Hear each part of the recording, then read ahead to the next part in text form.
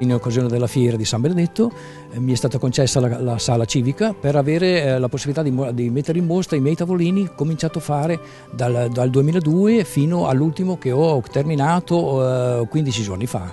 Io sono un San Benedettino, sono rimasto qua fino ai 25 anni, sono dal 71 via da San Benedetto, quindi però ho amici e parenti qua. Ecco perché ho voluto fare questa mostra qui, così cumulandoli ho voluto avere un certo numero per poter arrivare a questo livello, diciamo, a questo giorno, diciamo, ecco.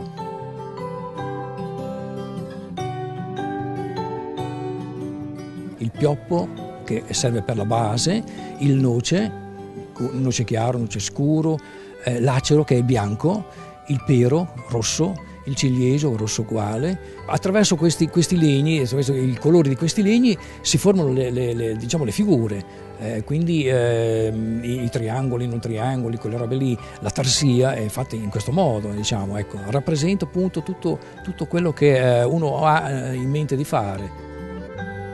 Diciamo che ci fa molto piacere poter ospitare nel nostro complesso monastico un personaggio come Vincenzi, che ha radici sanbenedettine.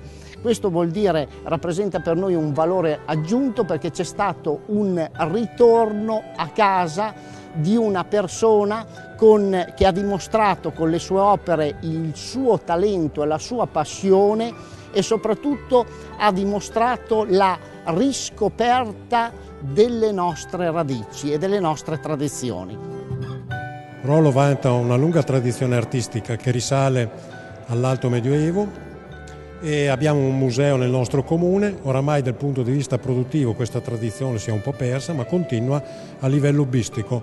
Noi teniamo dei corsi e partecipo a questi corsi soprattutto dei giovani che hanno questa passione un po' per l'intarsio, per la meccanica, per la precisione, oppure dei pensionati, e riscopriamo in questo modo, manteniamo viva questa importante tradizione.